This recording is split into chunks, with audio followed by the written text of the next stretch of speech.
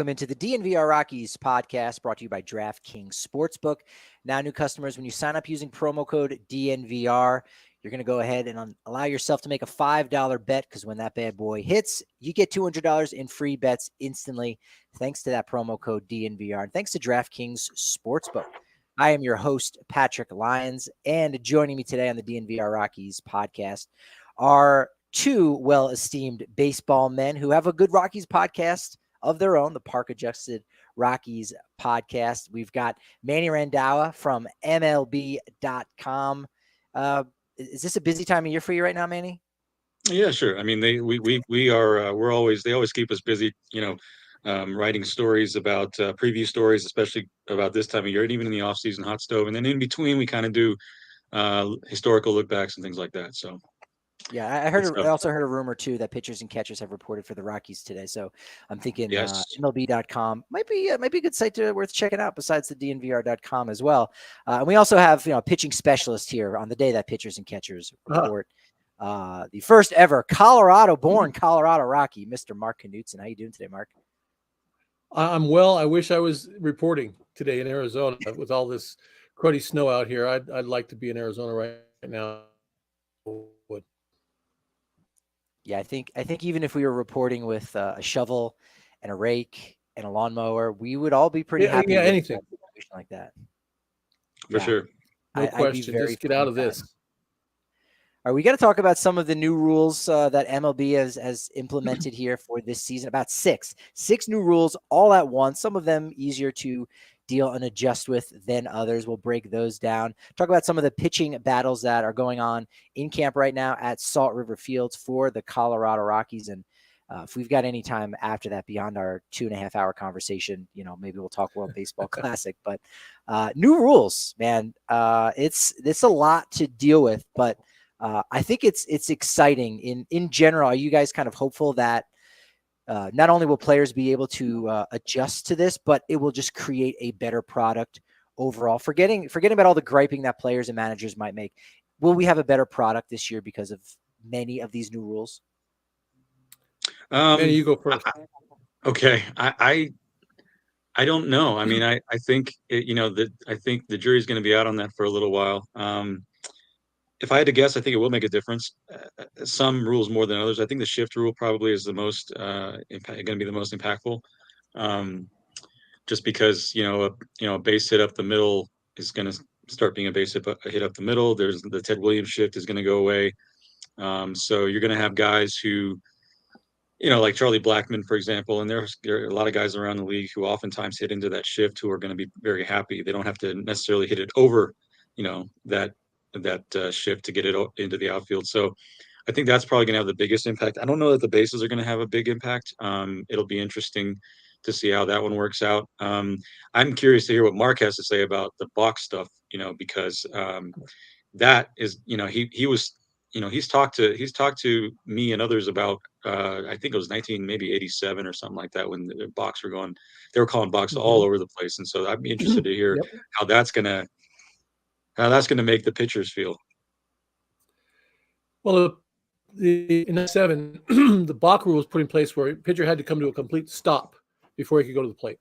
A lot of guys like to, and you still do, but a lot of guys would come and just pause and go.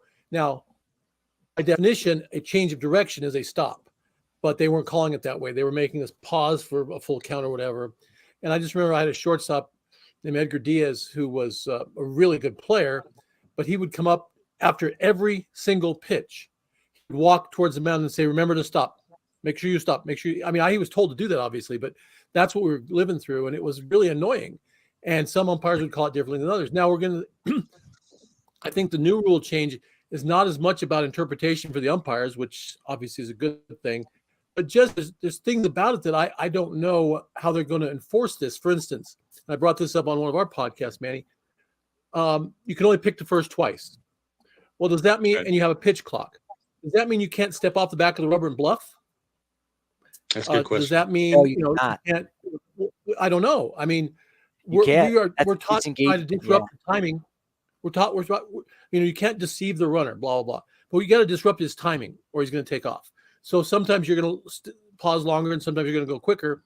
but the step off and bluff is a weapon, especially if you can only throw over there twice. So how are they going to interpret that? Are they going to say, well, if you step off and bluff, that counts as a throw? I don't know. So I think I'm more curious than anything else to see how this is enforced and what parts of this they hadn't planned for that may come into play as the season unfolds. Yeah, we'll break that down here in just a second. But I'm beginning to think that we do need to, and maybe the three of us can do it, develop something called E-WAR, which is Edgar Diaz wins above replacement. Those little things that contribute to reduction in balks and those things, the things that you can't really count. So E-WAR, let's kind of workshop some of these things here. E-WAR. You guys got it. You guys have a stats person in there, don't you? That handles all that kind of stuff in analytics and things like that. So take a look at that, man. Manny does it for us. So Manny, this is your deal. You get to. Which is to say, I don't do anything. Okay. We just use what's out there currently. We haven't come up with anything new. We haven't actually invented new stuff. We still haven't had a podcast on Kill the Win, so that one's going to be interesting. We're not ever going to. It's a silly thing. It's silly. It's never going to happen. When you get Goose Gossage, we'll do it then. Well, that there has to be multiple film crews because we got to get all different angles when he punches. We need to have evidence of who committed the homicide. That's where that works. On Monday, the Joint Competition Committee broke down two new rules that one probably more interesting than other. Position players it's drastically going to be eliminated. Now you have to be winning by 10 or more runs in the ninth, or trailing by 8 or more runs in the ninth. Extra innings are fine, but I don't think we're ever going to see a position player in extra innings. I mean, the other team would have to score 8 to 10 runs. Previously, the rule was limited. Throw one thing in there, though, Pat. In this day and age, with the use of relief pitchers, it's possible for a guy to burn through his entire bullpen in 9 innings, right? It's possible that if you've got somebody who could actually pitch a little bit, he might be your last guy you got in the 12th inning. Well, but I think that's part of. I think that's part of the hoped for consequence of this is that you'll have to think about that, right? During those 9 innings, you're gonna have to think, am I gonna burn this guy now? Am I gonna, here's one. It's gonna make it so that they're not gonna be able to march as many guys out there as they have, which is gonna make the product better because then you don't have you don't use 6 pitchers in 9 innings anymore. And so I think that's part of the all eyes on Bruce Bochy in Texas, right? Oh man, I'm going to be so interested to see how Boch handles all this stuff, because that was such a big part of his managing style, and that's really what a big part of what won the Giants those World Series in 10, 12, and 14. They didn't have any. Well, Madison Bumgarner in 14, so 10 and 12 really they didn't have any business being in those World Series, any of them. And yet the way he managed that pitching staff, so you wonder if that would happen today again. So it'll be interesting to watch him. Yep. As long as DeGrom can stay healthy, I think he's already hurt. So, yeah, that no surprise there. 5 years ago, there were only 32 instances of a position player pitching, which that all seems like a large number compared to the baseball that we've seen growing up. 5 years ago, it was 32. This last year, 132. So we'll see a lot less of that, and that's fine. But the extra inning rules was the big thing on Monday that will officially be back. The runner on second base in the 10th inning. To me, this rule is totally fine. I guess I understand why people are upset anytime something that they love changes. It's still the game of baseball. The strategy changes, but I'm very much okay with this and saving guys, saving arms. Because in the situation we're talking about extra innings and you've run out of pitchers, well, at least the end will come a lot quicker and will reduce the likelihood of somebody getting hurt. I think. What are your thoughts on that extra inning rule with the runner? I think that I made it's my going to major be. league debut against the Philadelphia Phillies in the Astrodome the night. Go ahead, Mark. Let me finish, Manny. I made my major league debut. We played the Montreal Expos, a 19-inning game the night before. It was me and one reliever were used up the next day, and I had to go out there and take one for the team. I gave up 7 runs in 7 innings, and to me, I'm okay with that. I really am. I mean, saving arms is one thing. If we want to save arms, we do something about the way kids are trained nowadays. We're pitching, 100 innings in the summer when they're 12 years old. That's where we save arms. We save arms before they get to professional baseball, because that's where we have so much of a problem with arm injuries. And at the high school level, we deal with 15-year-olds getting 15-year-olds is the medium age for Tommy John surgery. And that's a really sad point. I think we save arms there. But in the future, I go back to this. If it's not, don't fix it. And I don't think it was broke. So I think there's a little bit of overregulation going on in baseball right now with some of these changes. Are they huge? Are they monumental? Probably not.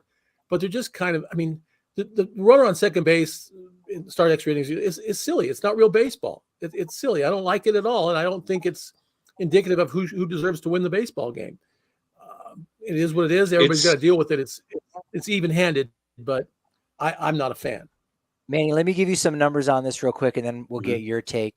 In 2019, first year, or rather the last year before this rule went into place, before the pandemic, there were 37 games that went 13 innings or more, 8 games that went 15. This past season, only 11 games went 13 innings or more, and none were over 15. So baseball has sort of figured out that problem for extending these games out that go on 5-6 hours that are somewhat unnecessary. Well, first of all, I think it's kind of the inverse of the last thing that we talked about regarding saving arms, where it's like, now that you can't throw position players until extra innings, you're going to have to really consider how you use your available arms in those first 9 innings. Well, this is the opposite of that. This is actually disincentivizing that, because now in the 10th inning, now you're like, we're not going to probably go too long because we have that extra runner at second base. We can front load it. We can have more of our guys go earlier. In a tight game, if you had it the traditional way, real baseball, I agree with Mark, then you would have to think about that. You have to take into account, well, it's 4-4, it's the eighth. What if we go extras? I can't use this guy. I can't do that. And that would be more in line with the other rule about the position players. And it would incentivize not trotting out guy after guy after guy in the first 9 innings. Secondly, it's not real baseball. We have when you get to the point where you actually create a fake runner, a ghost runner, and there's no stat in the book to say how he got there. To me, that's crossed the line to it's not the game anymore. It's not the original game anymore. I'm good with the position players rule, and I'm good with the shift rule. Rules change to make the game continue on to be a great game, and this one, I got to say, I think is going the other direction. We know why Pat likes it, though. Deadlines are deadlines, right? You got to. And nobody wants to sit in that press box for 4 hours. I'm with you on that. Hey, I'm in there too, man. But I'd rather a game once in a while going 15 is going to happen. But it's one of the great things about this game compared with all other sports, is that there is no clock. This is a game that can go 2 hours and 10 minutes, or it can go 5 hours and 17 minutes, and both can be equally entertaining given if there's enough eventful. If it's eventful, if things are happening. I remember asking Rob Manfred about this years ago, and he said it's not. He wanted to make it very clear, and it's a good point. He said it's not time of game that I'm concerned about. It's pace of game. What's happening?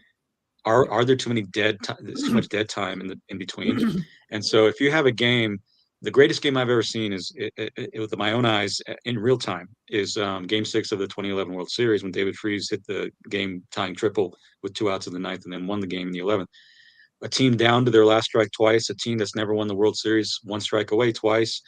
That thing went, 11 innings. It was a long game, and I was left wanting more, because it was so exciting. So that's the issue, not so much the time. And I mean, I'm in there too, in the press box writing and everything. But I love the facet of the game where you just don't know, rather than, okay, let's go and pretend a guy got a single and then stole second base, or hit a double to start it, or walked and then moved up, and we'll just get this thing over with. I don't like it.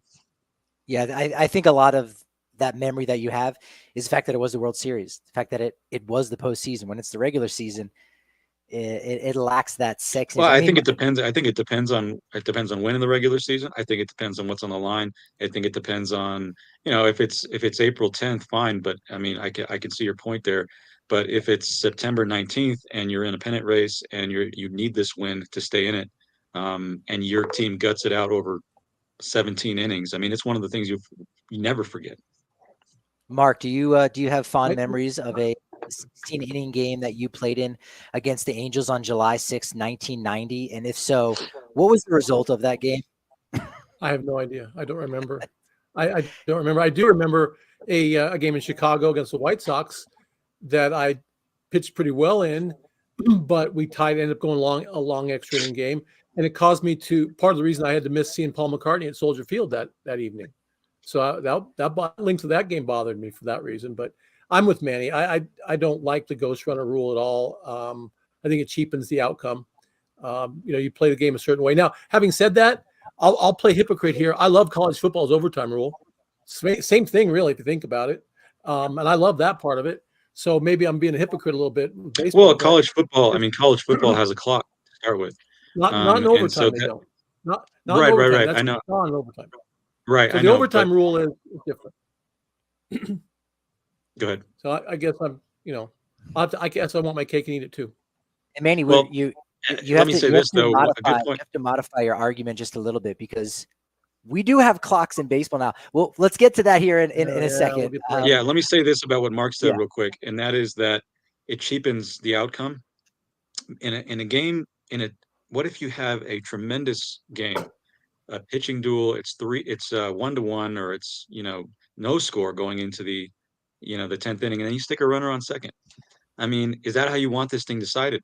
After all of that, if after all of that, there's a guy on second, a ground out to the right side, he goes to third, sacrifice fly comes in, bottom of the ninth, another blank, and that's the game. After all of that, to have that be what determines it, I think is a big deal. Yeah, I agree. Yeah, it's a big deal that we get you guys down at some point this season, down on the corner of Colfax, New York, at the DNVR bar, because we've got some wonderful things going on for all of our diehards, like 15% off your tab, food, drink, you name it, 20% off all the gear that we're selling down at the bar, as well as stuff that you can get online at dnvrlocker.com, 20% off all the party buses, watch parties, you name it. It's great for the diehards, and access to the diehards only Discord, where we're having some fun little side conversations that don't particularly have to do with sports. It's just a fun way to meet other folks in our community. That's all through the DNVR.com and through Breck Brew. They've got an amazing giveaway going on right now. It's their game day experience. We've teamed up with them. March 9th is the first big one coming up. LA Kings. The Avs giveaway includes 2 tickets. Row 5, section 102. Seriously. You also get access to the Lexus Club parking pass, some DNVR swag, and then the Nuggets giveaway is coming on Thursday, March 30th against the Pelicans. 2 tickets, courtside, row 2. Seriously. Also comes with the Lexus Club access, parking pass, and DNVR gear. All you got to do is head over to the DNVR.com/Breck Sweeps, like sweepstakes. DNVR.com/Breck Sweeps. Complete the form to enter. It's that easy. Must be 21 or older. Link in the show description. Winners will be selected 1 week before each game. And football season is dead. All hail baseball season. Here we go. New customers, you use promo code DNVR. You bet $5, and when that bad boy hits for you and you win, you get $200 in bonus bets instantly. It's fantastic. You got college baseball over there on DraftKings Sportsbook as we speak. You can pick the end of the year award winners. If you want to just pick who's going to win the NL West, you want to pick who's going to win the American League or the World Series, even bigger odds for all of those things. It's fantastic. And it's one of those bets where you've got a couple months to wait and see if it hits. It's not just an immediate thing where, I lost or I won. It's kind of fun. It allows you to feel a lot more invested all throughout the baseball season. So download the DraftKings Sportsbook app now and use code DNVR. New customers, you get $200 in free bets with a $5 bet that wins. It's that simple. Only at DraftKings Sportsbook and only with code DNVR. Minimum age and eligibility restrictions apply. See show notes for details. So, we started talking about it a little bit at the beginning of the show. No shift. That's really the biggest thing that, I don't know that it is the biggest thing in general, because I think when a lot of fans go to the ballpark, maybe fans that aren't hardcore, they're sports fans. They're going to Coors Field. They're not diehard Rockies fans. They're not really diehard baseball fans. When they go and sit and watch the game, I don't think they're going to really notice that there's any new rules, because it's still going to look like baseball. But to the more of a trained eye, you might notice, hey, wait a minute. Why, when Charlie Blackmon's at the plate, why isn't the third baseman moving over to right field? You are no longer able to do that. The shift has been banned. However, what has not been banned and what is legal, this was discussed with all 30 teams in December and January. Most teams asked this. Can you just have two outfielders? Can I move the left fielder over behind the second baseman when Charlie Blackmon is up at the plate? The answer is yes, that is legal. Do you think we're going to see a lot of, two outfield situations out there where the left fielder comes in snug behind the second base, where that used to be where the third baseman was shifted? Do you think this is going to be the workaround for baseball, or will it just be everyone stand where you're supposed to stand like it's been for 150 years? I think it's everybody stand where you're supposed to stand for the most part. I think you might have a few cases where they experiment with what you just talked about, with having that third outfielder go and take the place of what would have been the second baseman in shallow right. But I think that'll be more the exception than the rule. I don't think it's gonna. I think it's just it's a different animal to leave. It's one thing to leave the right side of the infield open. It's another thing to leave the entire outfield open. That's an inside the park home run if you can somehow. And honestly, Mark would be very happy if they started doing that, because then guys would actually start trying to hit the ball. I think then that would really incentivize guys trying to hit the ball the other way, because you know what? Now we're not talking about a single, we're talking about a triple. Right. So or at least, if not more. So I don't think it's gonna. I don't think it's Well, we going got to to be put often. we have to put this caveat on it.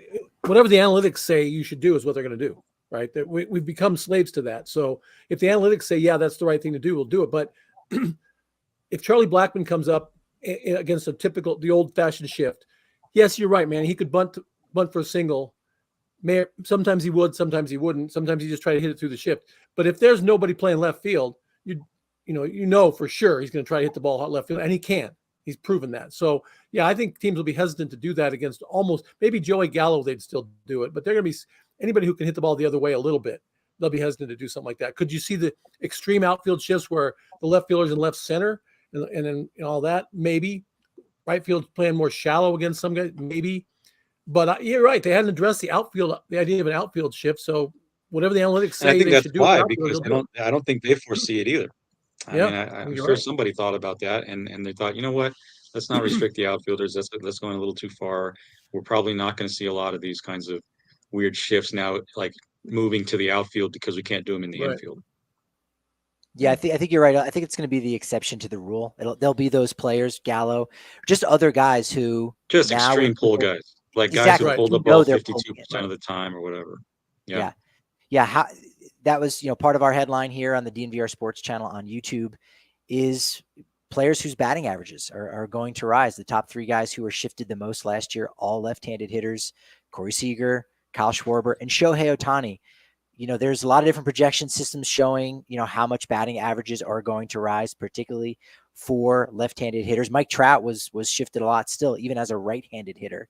So, that still went on, that still exists. But do you have a set number in your head we might see batting averages go up by, since the second baseman needs to stay on the right side of the second base bag, the shortstop needs to be on the left side of the second base bag, and we're not going to be stealing those hits that have long been hits, just right between first base and second base or up the middle. Those are going to be hits. Is it going to be as much as 10 points, 15 points? I don't think it's going to go. I don't think it's going to go that far. Certain guys like Ohtani, you might see 5 or 7 points, I think. And, but again, it's going to be those guys that really pull the ball a lot. And Ohtani's a good example of that. I know another guy who I picked, we recently did who's a breakout hitter candidate for this next season. And my pick was Dalton Varsho, because he's a 51% pull guy. He had 11 home runs in the last 38 games of last season for the Diamondbacks, but he's an extreme pull guy, so he could see a pretty good bump. But I think for the most part, again, this is a specific subset of hitters, so I don't think it's going to make a huge difference for the most part. But we'll see. We keep talking about ground ball up the middle being a base hit, but there's nothing against putting the shortstop one step to the left of the second base bag, Yeah. right on the edge of the outfield grass. That ball It might will still be though, an but out. still, it's going to. I mean, if you hit the ball hard enough, it's going to increase those balls up the middle because because you you're can't have three literally guys on one can't side. position them on the grass, on the outfield grass directly behind. I think that's the bigger deal right there, that they can't play on the grass. I think because how many times did we see Ryan McMahon or Charlie Blackmon ground out to right field in the last couple of years, right? I mean, those guys are playing way deep into the grass. I think that's a bigger deal than where they are on the infield. But either way, yeah, you're going to see a bump in batting averages. A tremendous bump, I don't know. Again, it depends what the analytics say, but I would guess Manny's right around the right number, 7-8%, something like that. But other parts of the game will be affected too. You know, how extra base hits and stuff like that. Will guys still try to go the other way, bunt for a base hit, stuff like that? So I think it's not just about batting averages. Other parts of it that'll come into play as well. Yeah. The 2 pickoff attempt business is one that obviously close to your heart there, Mark, having to deal with that. They define a pickoff attempt as a disengagement. So basically, if you step off the mound to get your composure, that's considered a disengagement. So that's where our thumbnail comes from. Balk this way, because if you throw over twice and then, you know, you got a big pitch coming up against the hitter, full count, and you want to get your composure and you step off to catch your breath so you can get on the same page with your catcher, you just balked. That guy's going from first to second base because that is a third disengagement. And that's going to be tricky for guys to deal with because all they want to do is catch their breath. All they want to do is wipe some sweat from their brow, and they cannot. I mean, they can, but there is a penalty for that, and that would be considered a balk now.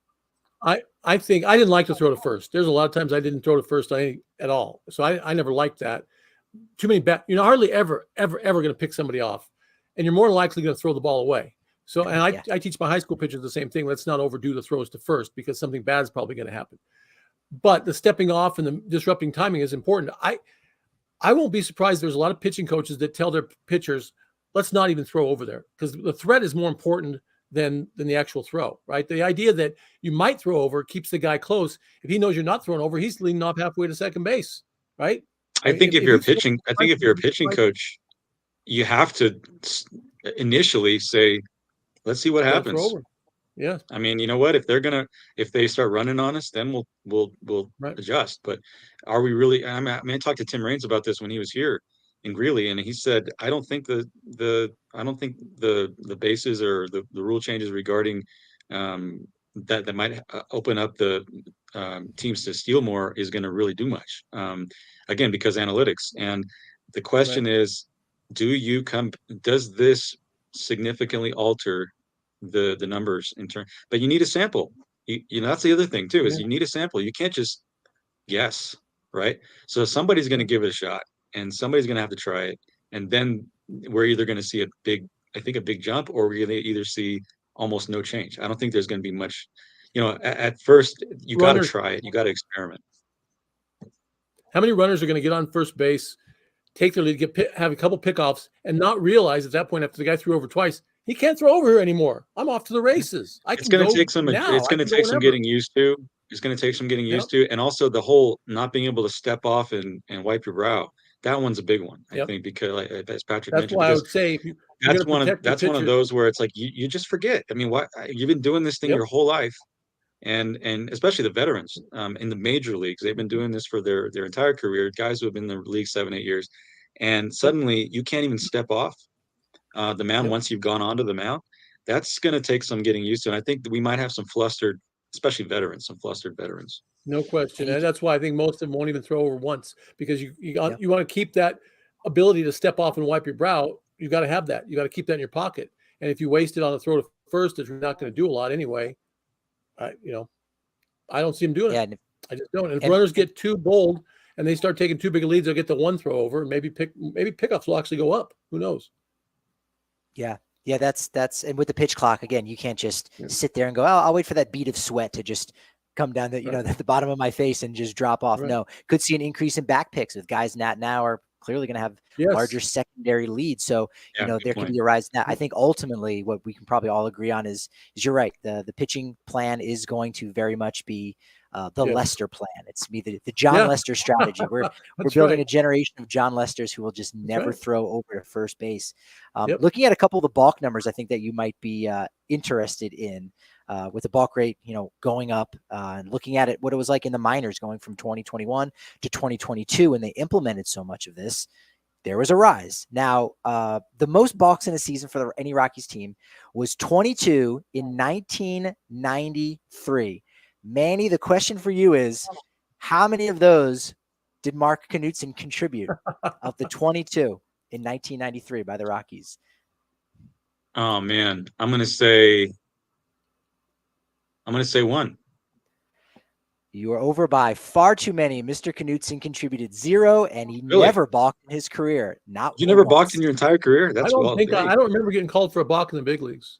You did not. Yeah, I don't remember getting, certainly not something that was in a critical moment. If it happened at all, I don't remember getting called for balk. Again, I didn't throw to first very often. Didn't like to. And the funny thing is, and I've told you this before, Manny, the way the big game is played in Latin America, they throw to first a ton. They just, think about Armando Reynoso. Oh, good. There was almost as many throws to first as there were pitches in the inning. And it's just part of the way they play the game. And maybe it's because there's more base stealing. I don't know.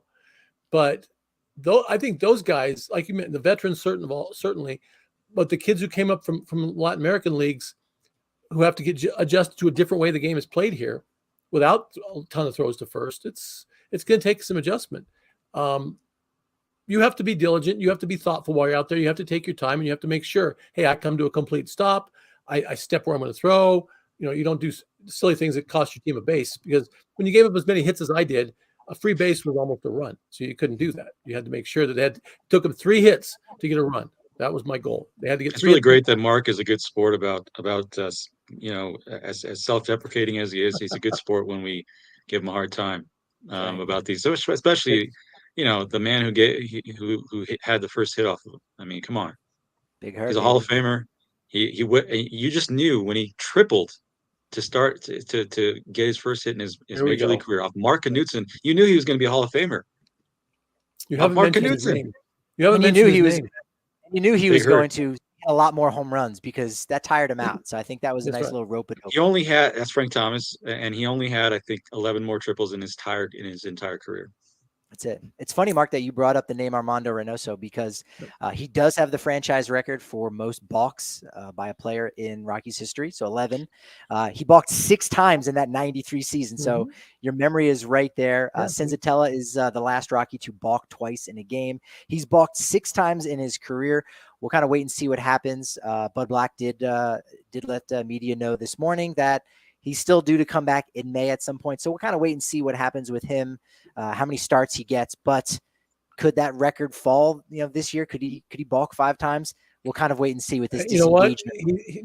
He's going to have to make an adjustment in the way he's played, in the way he looks at a baseball game. Just looks at the overall. It's a different game. I can't throw to first all the time anymore. I have to find a different way to hold runners close. Maybe it's quicker to the plate, whatever. I've got to adjust the way I play the game because the rules have changed. The active player with the most balks? Anyone have a guess? Well, Clayton Kershaw's on your promo. Is that the answer? This guy. Yeah, you go. Nice. Clayton Kershaw, 22. So we'll see if he can extend his lead. Mark. That's it. Well, I got some help there from the graphic department, but yes. You pay attention. Left-handers are going to it's attention to detail. More balks. Left-handers balk when they throw to first anyway, most of them, because they step past the 45 degrees they're supposed to, and if they keep walking, it's hard for umpires to see the angle and get it right. So they're kind of brought up and taught that way. And Kershaw, Kershaw does the whole bit. Yep. He comes way up here. There's just more opportunity for a balk to happen, I feel like, with him. Yeah. Well, you're supposed to, by definition, the balk is an attempt to deceive the runner, and left-handers do nothing but try to deceive runners. So it's inherent in what they have to deal with. Sure. Yeah, there's nothing deceitful about Pins and Aces because they're officially our golf partner of DNVR. They're amazing. It's a Colorado company. You love that it's family owned, so it's local. It's great. They make amazing polos, hats, golf bags, even your favorite beer sleeve. Mark, are you a golfer, or did you put those days behind you? So you gotta get a beer sleeve. Seltzer sleeve. You leave it in your bag and boom, you've got like 6 or 7 there for the entire 18 rounds. It's fantastic. In fact, tell them I sent you just by typing in DNVR when you check out, and boom, right there, you're going to get 10% off. Excuse me. You can get 15% off because you know me, Mark. 15% off your first order and free shipping with pinsandaces.com. You say Patrick Lyons, it opens doors. I'm telling you. It does. It's fantastic. We've done it in that way. Yes. Backus and Schenker. That's a door you definitely want to open up, especially to help you out. If you've been hurt, they're there to help. They win for Colorado families, bottom line. That's what Backus and Schenker does. They help those who've been seriously injured in Colorado. They've been doing it for 25 years. They got more than 30 lawyers on hand, 100 in their staff. And the best part is they're free until they win money in your case. There's no upfront fee to speak of, even just to talk with them about your case. No fee while they work on your case. No fee unless they win for you. It's fantastic the way they go about their business. They've won over a billion. How about that? It's 100 times more than you would have even guessed for their clients. It's fantastic. And they help with injuries in all kinds of cases, whether it's a car accident, motorcycle, rideshare, pedestrian, trucks. They can even help if you've been injured at work. Call them at Tulo. That's 222-2222. Or if you prefer, Daza. I think most people to this point would prefer Tulo. I'm just guessing. Still? Sure. Okay. That's it. Tulo wins, Jonathan Daza wins, but more importantly, Backus and Schenker, they win as well. All right, last new rule change to kind of talk about is the larger bases. This couples with the pickoff move. Should we see a spike in stolen bases? I really don't think so. And the bottom line is, again, you don't want to make an out on the bases. So you can get good secondary leads. I think we'll see better base running. We'll see guys scoring from first base, maybe on a single a little bit more than normal. But one of the things I discussed with so many of the Rockies players last year when they had 3 stolen bases through like the first 2 months of the year, something absurd like that. So many of them mentioned this, and all around the game as well too. But the injury factor, sliding into second base, even if it's uncontested, you could jam your finger. Even if you're just like sliding, do something with your hip. So there's the risk reward there isn't entirely balanced. So Mark thinks, those close plays at second base will get reduced. And I think so. Same thing at first base. I think for every 3 hits that the shift is going to bring about for left-handed hitters, maybe one of those you lose on a bang play over at first base, because now with the bags a little bit bigger, right? The first baseman's a little bit closer to the center of the diamond. Again, not by a ton, but that's going to favor the defense just a little bit. Do you think the larger bases are going to really have any more of a major impact other than just for the safety side of things? I don't think so initially, but what I'm curious to see is if somebody in the analytics department goes back over several years and figures out how many bang plays at second base they could pull out as a percentage of total steal attempts in terms of the outcome, and then say, all right, here the bases are that much bigger. Let's see if we can figure out a formula here. So that's what I'm curious about. At first, I don't think so, but again, there has to, at some point, somebody's going to have to give all of these, put all these new rules to the test, and because you don't have a sample until you do, and then after that. I think it's going to be a lot clearer. I mean, it will be a lot clearer this time next year when we're talking about this, how it went in the first year with the rule changes, because we're going to see if enough people put this to the test, we're going to see the results. That's going to be a small sample, but you got to start somewhere. I don't know if you guys know this, but Abner Doubleday says he didn't invent baseball.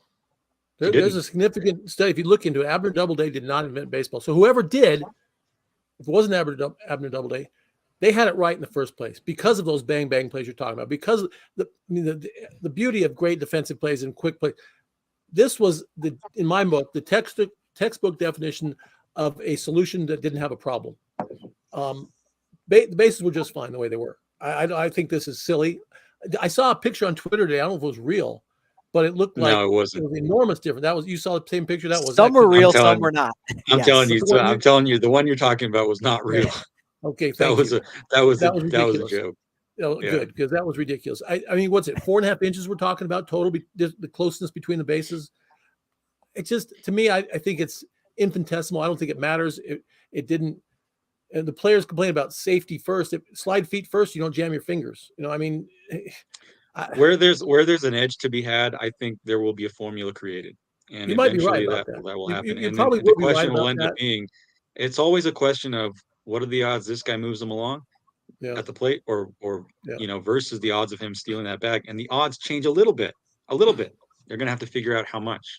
But keep this in mind. The shift plays into this as well, or lack of a shift, because as I mentioned before, typically it takes 3 hits to score a run.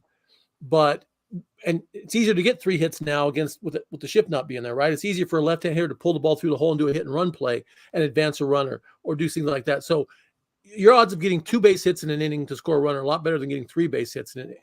So getting a guy to second base is valuable. And I'm not sure why analytics doesn't reward that. But Manny's right. They're going to come up with a formula. They're going to come up with a reason to justify this and say how to take advantage of it. But it's just, to me, it was a solution that didn't have a problem, and it's a little bit of overreach, in my opinion. The pitch clock for pitchers and hitters in the minors, it shaved off about 26 minutes from 21 to 22. Their average length of the game was 2 hours and 38 minutes. So we could be seeing 20 minutes knocked off the average length of the game. So again, more action, games getting over quicker. That's going to be a positive thing. I think possibly the biggest issue for the players right now with these new rules is the fact that all of them have been implemented at once. Talking last year at the end of the season, the veteran guys, Daniel Bard, Charlie Blackmon, said, really, we got to do all of this at once? It's going to be a lot to adjust to, rather than, even 2 or 3 rules each year. Then by the end of 2024, that we've got things settled. But no, immediately we're jumping in with all of these things happening at once. And so I think that will be really the biggest challenge. Well, but at least they didn't try to throw the electronic strike zone into this mix too, because that's coming. And that's going to be, in my opinion, the thing that shaves the most time off of a baseball game. Because if you had hitters are going to hate the electronic strike zone, because pitchers are going to learn how to nick that laser strike zone, whatever it is, and bounce a curveball and have it be a strike. Hitters are going to absolutely hate it. Hitters are going to take fewer pitches. So the number of pitches per at bat is the thing that lengthens the game. That's why the Yankees and Red Sox play those 4-hour games, because guys, it's 3 and 2 on everybody. And we've all played slow pitch softball, which you can play 7 innings in 1 hour because people go up in there and don't take pitches. They swing the bat. So when hitters are forced to swing, the time of game will go down, and the rest of these speed up things will become unnecessary. And that's just what's going to happen. And you're right, though, Patrick. It's a good thing they didn't try to implement that this year as well, because that would have been too much. Far too much. All right, let's talk about Colorado Rockies. They're in camp today. Spring training, day 1, pitchers and catchers. We did get news that Bud Black had signed a 1-year extension to remain the manager of the Rockies through 2024. It's been said, by numerous parties, he can pretty much be the manager as long as he wants. Right. So he's going to be around again for next year. Won't have to deal with those questions about, hey, you lost 5 games in a row. What's going on with that? But there's plenty of good pitching battles in camp. Maybe not the most important one, but certainly a fun one is the opening day starter. It's not necessarily a battle, but it is an interesting thing to talk about between Kyle Freeland and Germán Marquez. Both of them are pitching for their respective countries in U.S. and Venezuela, and whoever Bud Black chooses, that will be their 3rd opening day start, and that will give them the most for any Rocky starting pitcher in the history of the franchise. Do you have a horse in this race who you think might get the nod? Do you think the spring training will have something to do with it? Well, spring training is going to be weird because they'll be pitching in different locations, which is great for the Rockies, in my opinion, because the Rockies need to develop. What they need to worry about is the back end of the rotation. They need to get that 3, 4, 5 thing in line, and now they get more of a chance to do that. More guys get to pitch in spring training. More guys get to start games. More guys get to be seen, stretched out. So it's nothing but an advantage to the Rockies. Obviously, the opening day starter is going to come from one of those 2 guys, and we'll all get to watch him. We'll get to see all these World Classic games, and we'll get to see whoever's pitching the best, who's ever healthy, who's ever been stretched out the most, will get that call. And the other guy will be slotted in the number 2 spot, which really only matters for the first series, obviously. But it'll be fun to watch that. But it'll be even more fun, in my opinion, to see who develops in the rest of that rotation and who's able to fill the 3, 4, and 5 spots. All things being equal, I think Marquez. And I say that because I think he is still the ace of this staff. Stuff-wise, going into the season. He was not good at all for about like a year and a half, like a season and a half worth of not good. And that was alarming. He got it together a little bit toward the end there last season. But stuff-wise, he's still the guy. And if they can figure out, what it is that he needs where he has to be, whether it's mechanically or mentally or whatever, to make that stuff work for him. He's still the guy with the best, and I think you throw out the best stuff when you go up there. When you go out there, and now again, if one's feeling better than the other one, if one's pitching a little bit better, not a little bit better. I think one would have to pitch a lot better than the other to make a real difference at the top of the rotation to start the season. 2 words: Ubaldo Jimenez. That is who German Marquez is reminding me of more and more every year. A guy with incredible, electric stuff. The kind of stuff that if he's on, he's unhittable. It's just not there every time. And it's never going to be there every time. That's not fair to say. Well, it's not there as much of the time as it used to be. More often than not, you want it there, right? More often than not, you want him to have that dominant stuff, and he just hasn't been that way. Kyle Freeland doesn't have the same kind of stuff, but Kyle Freeland is tougher mentally, in my opinion, than German Marquez. So in a perfect world, German starts the opener and Kyle starts the home opener. That would in a perfect world, German Freeland starts the home. Opener, there you go. Right? Yeah. You're right. Because you got the mental toughness and you got the stuff. I mean, can't imagine putting those 2 guys together. That would be amazing. And they'd be ambidextrous. That's true. That's a lot to ask for. A little too much. In a Frankenstein type monster on that. I think the first they start on the road, obviously in San Diego. But it is for 6 games. So I was thinking that the opening day starter would also be the home opener, but not the case for that. As you brought up, Mark, 4th and 5th starter spots are up for grabs. Freeland, Marquez, 1 and 2, interchange them however you want. Jose Urena. Who are you putting in the 3rd slot though, Patrick? That would be Jose Urena, who signed a 1-year, $3 million deal. One of the comments that Dick Monfort made in Greeley was like, hey, we've got 3 horses that we can rely on, maybe 4. Okay. I think that 4th was Urena. The 3rd was Senzatella, who, as we said, will be back in May. So Urena will be in the 3rd spot.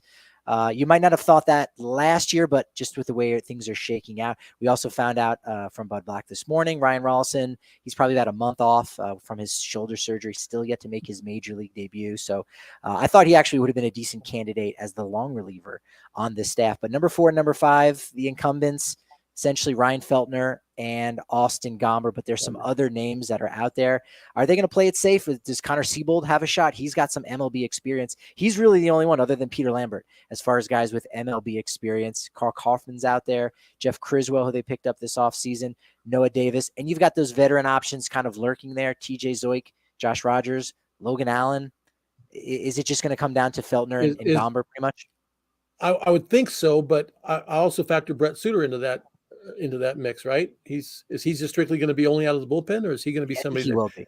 Yeah, I think he will be. I mean, you have to look at every option right now. You have to, again, with this way spring training set up with those 2 horses off somewhere else, you've got more innings to eat up, so you can experiment a little bit. That's good news for Feltner. That's good news for Rollison if he can get healthy ever. That's good news for Peter Lambert. They need to prove they can go 6-7 innings, right? They need to prove that they have some durability and they can bounce back from start to start. Because I say this to my kids all the time: the best ability is availability.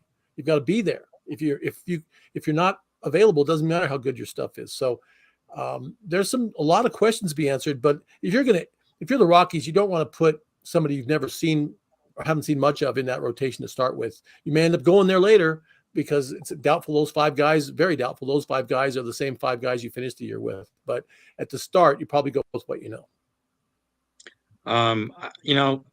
Time will tell, but I'm curious to see how Austin Gomber comes out this spring, because if you remember his rookie year, that his rookie year or second year that he came over? Well, his first year here. He was really good for quite a bit of that season. I mean, really good. And it was, and then he got hurt, and then he had some struggles on the mound last season. What do you have in Austin Gomber? Because, if you really think about it, and nobody, and it's very rare, and Mark knows this, of course, because he's been there. It's very rare to have, 3 or 4 guys on at the same time in the rotation, like all just clicking at the same time. I mean, if you got that, I mean, you're lights out, you're pretty much unbeatable. But if you think about just as a mental exercise or theoretical exercise, the best you've seen from Mark is the best you've seen from Freeland, the best you've seen from Gomber. What do you have right there? That's pretty good. And so there, that ceiling is pretty high. The question is, will you get any of those three to be what they used to be or anything close to what they used to be.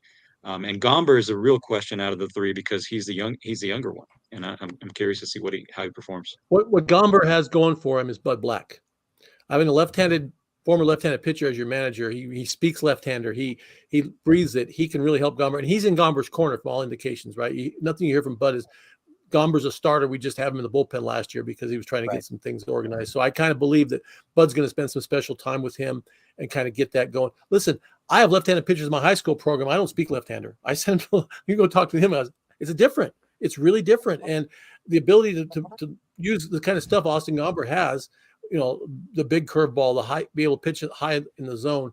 I think he really can benefit from listening to Bud and Bud's tutelage. And I expect him to come back with a decent year. Remember, in a perfect scenario, all you really want from your 3, 4, 5 guys is to be 500. Is to be, even. Let's have our plus minus be 0, right? And then if your top 2 guys are winners, you're gonna have a winning record. So that's what they're striving for. They're not looking for their 3, 4, and 5 guys to be Cy Young candidates. They just want them to be solid major league pitchers that give us an equal chance to win and lose every time they go out there. And then we count our horses to kind of put us over the top. Yeah, eat some innings. Don't damage the bullpen Give us a in that chance. way. And Brett, it's funny you mentioned that about Bud Black, obviously former pitcher, but a left-handed pitcher. Yep. That's something that Brent Sooner said when he first came over, is that he was really excited. He's never played for a pitcher as a manager. There's not too many of those guys out there. I think there's one right now. Is Bud the only one in big leagues right now? The only former pitcher? I can't think of another one. I put it on my to-do list of run through the list of all MLB managers to see, but I believe he would be the only one for sure. It's blatant discrimination. Bullpen options. There needs to be some sort of Rooney rule for pitchers in baseball. There you go. Manager jobs. Bullpen's going to carry 8 relievers, and there's pretty much 6 that are locked in. Daniel Bard is your closer. Dinelson Lamet, Pierce Johnson will probably be 7th and 8th. You get your lefties and Brent Suter, Lucas Gilbreth as well, assuming that his health is all right. And then Justin Lawrence seems to be a pretty solid lock there for the bullpen. So that really only leaves 2 spots. Maybe one of them is going to be a long reliever. Jake Bird, Nick Mears are the guys on the 40-man that have some big league experience. Any surprise candidates that maybe could come out and break this opening day roster if you're a Blair Calvo guy, or if you really like the potential and upside on a guy like Riley Pint? Where do you see the final 2 spots in this bullpen? I mean, it would be really interesting because Riley Pint's story and coming back and everything, I think that would be really, on that level, that'd be really intriguing to see him kind of work his way back that fast. But I don't know. I mean, but what I do think about the bullpen is that you think about Pierce Johnson. We had him on the podcast once, and we were, well, twice, and we were talking to him, but once after he became a Rocky, and we were talking to him about pitching at Colorado, and he expressed no fear or reservations whatsoever. And obviously everybody wants to project confidence when they come here, especially guys who grew up around here. But I get the feeling that he could be really good for this team. And then you're going to get Kinley back midseason, and he was their best reliever last year outside Bard. You got Bard at the back. You know what? If they can tread water for half a year and still be somewhat close to contention, their bullpen could really make a difference toward the end as far as maybe getting them playing relevant baseball in September. And contention really is 500, right? You just want to stay around 500. You're in contention. Yeah, because 500 can get you in. Right. So 500 with the young guys, right? You don't want to be rolling out Grichuk and Cron and all those guys in August and September. Potentially those guys to be traded. But but as you're pointing out, Manny, the bullpen might even be stronger than the rotation, which might be a first. I agree with that too. I think, and I'll be shocked if Jake Bird's not on the bullpen opening day, because Bud really liked him. He used him a lot last year, so it'd be an upset of sorts if Jake Bird wasn't part of this. But yeah, they have some now with Lament and obviously Pierce, and Lucas was on our podcast a few weeks ago. He says he's 100% healthy, ready to go. Gilbert so feels good. I think they'll play the lefty righty thing a little bit. I think they have some depth on there. My question is how they'll use it. Will they play the Albany to Denver shuttle again with guys like they've been doing with Justin Lawrence and guys like that, where they go down and give them a rest in Albuquerque and then they bring them up and they get hot for a while, and then when they cool off, they send them back down and they do that shuttle. Lots of teams do that. It's a way to keep guys fresh, I guess. Who then, if if Justin Lawrence needs a breather, Jade Burke needs a breather, who's down there that they can come up and do the same kind of caliber of a job to keep this team in ball games? Because, we had Wayne Hagan on our podcast this week, and we talked a lot about way things used to be in 93, 95 and all that stuff. Bullpen really carried this team to their first playoff berth. 95, it was the starting pitching was just okay, but it was really the bullpen that carried them there. And that seems to be the formula for all major league teams now. It's an over-reliance on the bullpen. Have my starter give me 5, maybe 6 innings, and then I have a 7th, 8th, and 9th guy. If the Rockies can come up with a 7th, 8th, and 9th guy, especially at home, where they should become close to trying to win 45 to 50 games, now you get an opportunity to be hovering around 500, in at least in the conversation in September. And I think that's all they could want out of this year, which is by all definition a rebuilding year, or a building year. I guess leave the re off. It's a building year. Yeah, the only R word that is acceptable around here with this team is Rocktober, which we're not going to see for a while. Nope. Rebuild is definitely not in the lexicon. Sorry. My bad. And but that's really what it is. Rebuild is a spectrum, is on a spectrum, right? It's not the Cubs, it's not the Astros, but when you say rebuild, what do you mean by that? And I think in this case, this is a season and we've talked about this before, this is a season to see what you've got, because really you don't have an identity on this team, and these young guys might create one. You're hoping they do. Tovar is going to be exciting to watch. He's probably going to be the starting shortstop coming out of camp. That's already expected, unless he absolutely just is really bad. But so there's that, and then you've got you're looking at Tolia, and you're looking at Veen coming up sometime, and it's like, are these guys going to create or give us an identity after what the identity that we have completely crumbled when Nolan Arenado walked out the door? That's right. I think the young relievers are going to be interesting to keep an eye on, because they're going to be the ones, if they are relevant in 25, 26, going to the postseason. These young guys, Gavin Hollowell, even Stephen Jones, who is a non-roster invite, even though he's not on the 40-man roster. Those are going to be the guys that you're going to see when the games are relevant. And I think in the literal and figurative definition of rebuild is admitting that you don't currently have the materials that you need. And yes, the Rockies don't have those materials right now. They maybe put a down payment on some of them, so they're on their way, but they don't quite have them just yet. So it would be fair to say. Well, I mean, they went through a seismic shift where you have Nolan Arenado, Trevor Story, and DJ LeMahieu on your infield. You've got 2 amazing starters at the top of your rotation in Marquez and Freeland. You've got Charlie Blackmon closer to his prime back then. You had an identity. You were there, you had a window, you had an identity, and then all of that came crashing down, and then there was this vacuum which we're currently in, where you don't know what you are. And then now you have these, I think the one positive thing the Rockies have going for them is they're not trying to, in past years, I think they were more overtly trying to be, in my opinion, it was misplaced, but they thought they were good enough to win, to compete, to contend, get into the postseason. And now they won't say that quiet part out loud, but I think there's more of an understanding that we're not, and that we can be if the right young pieces play well and produce, and then around that young core we can start building for the next window of contention, and then we'll have an actual identity for this team. Because when you look at the Rockies, what do you see? You see meh, right? You see blah. You don't see anything. And the hope is for them, I think, by 2025, that there's something that you can say is a concrete identity there. Yeah, that's definitely the hope. That's what we're going to be watching this entire season long. Go ahead and plug away, guys. You've already alluded to the podcast a couple of times. We'll let folks know where they can find it at.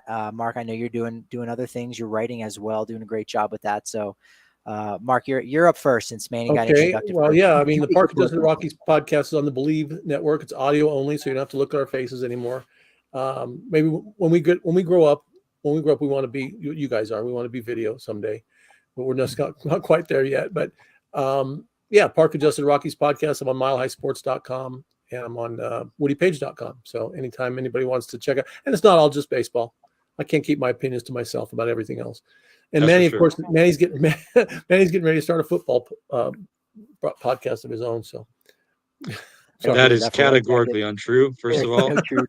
And then secondly, Mark can't keep his opinions to himself. So No, I check can't. out what he has to say. Okay. And so for me, Park Adjusted Rockies podcast, wherever you get your podcasts, Apple, wherever you get your podcast, you can pick it up there on the Believe Network. And then MLB.com. Just go to the homepage every once in a while. You see something there from me. So. Manny, how's the book doing? It's doing fine. I mean, the book. I mean, it's past that wave, right? Because that was what 3 years ago now. Yeah. Can't believe it's been that long. But kind of past that wave. I mean, we might kind of bring it back to prominence this year if we can, because it's the 30th anniversary of the team, and they might have some people back. We appreciate everybody who's bought and read the Blake Street Bombers, and they're still. I was talking to somebody yesterday that every time I can't tell you one single game that I've been to that I don't see Walker and Bichette and Galarraga jerseys, Amy Castilla jerseys, and sometimes even Burks jerseys out there in the ballpark. They're still loved around here. And I think it's time for you to get on the Todd Helton book. Start on the Todd Helton book. You beat me to it. I'm done. I'm done The for Tao the of time Todd. There you go. That's the title. Yeah. The Tao of Todd. You know what? Write that. Ooh. Todd Helton's going to get in the Hall of Fame next year. He doesn't need a book. It's true. He can write his own book later. There you go. Co-written by Patrick Lyons. Oh, sorry, man. There you go. Snoozed. I like that idea. Jumped in on There you that go. one there for you. We're There you jumping go. in on all the Rockies action on Twitter at DNVR_Rockies. At Patrick D. Lyons is where I'm at on Twitter. Gentlemen, this has been a lot of fun. It's been momentous, but since it's a baseball show, unfortunately, you know what they say about momentum. It's only as good as your next show. So we'll talk to you tomorrow at 11 a.m. Let's all go to Arizona.